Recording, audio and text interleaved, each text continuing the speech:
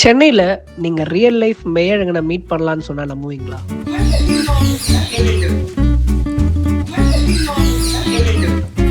இங்க Meiyazhagan Singapore salon நிறைய படங்கள் எடுத்திருக்காங்க. இது ஒரு ட்ரீம் பிளேஸ்.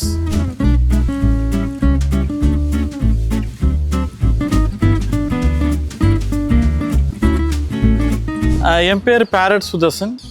சென்னை சிந்தார்பேட் ஏரியாவில் இருக்கிறேன். நான் ஒரு 16 இயர்ஸாக பறவைங்களுக்கு உணவு அளிச்சுருக்கிறேன். இயற்கையோடு சேர்ந்து வாழணும்னு பறவைங்க எனக்கு கற்றுக் கொடுத்தாங்க. ஏன்னா இயற்கையோடு வாழ்ந்தால் நோய் நொடி இல்லாமல் வாழலாம். ஏன்னா எனக்கு ரிட்டர்ன் கிஃப்டாக பறவைங்க விதைகள் எடுத்துன்னு வந்து தராங்க.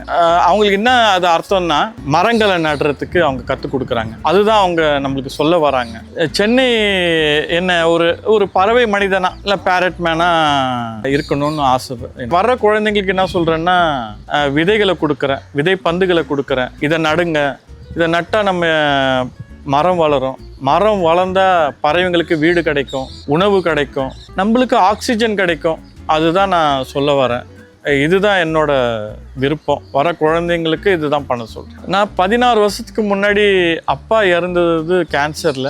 மொட்டை மாடிக்கு வந்ததே இந்த பிண்டம்னு ஒன்று வைப்பாங்க, சாங்கியம். அது வைக்க வரும்போது தான் காகங்கள் உணவு பற்றாக்குறையை பார்த்தேன். ஏன் பறவைங்களுக்கு மாதம் ஒரு நாள் நம்ம வைக்கணும் உணவு? நம்ம முன்னோர்கள் அந்த ரூபத்தில் வராங்கன்னு சொல்கிறாங்க. நம்ம 4 வேளை 5 வேளை சாப்பிட்றோமே, இந்த பறவைங்க எங்கே போவாங்க உணவுக்கு? அந்த நேரத்துக்கு மரங்களை வெட்டி நின்றாங்க. எங்கள் ஏரியாவில் நிறைய மரங்களை காணும். எல்லாம் பழமையான மரங்கள், 200-300 வருஷம் பழமையான மரங்கள். அந்த அவங்களுக்கு உணவு இல்லையேன்னு சொல்லிட்டு தான் வைக்க ஆரம்பித்தேன். இன்றைக்கி பார்த்தீங்கன்னா ஜனவரி டிசம்பர்லாம் 15,000 கிளிகள் வரும். பந்தியாக வந்து சாப்பிட்டு போவாங்க. பார்க்கறதுக்கு பிரம்மியமாக இருக்கும். இதை பார்க்கறதுக்கு ஸ்வீடன், சுவிட்சர்லாந்து, கனடா, இங்கிலாந்து, அதுமாரி யூரோப் கண்ட்ரிஸ், அமெரிக்காலெல்லாம் கூட வந்து பார்க்குறாங்க.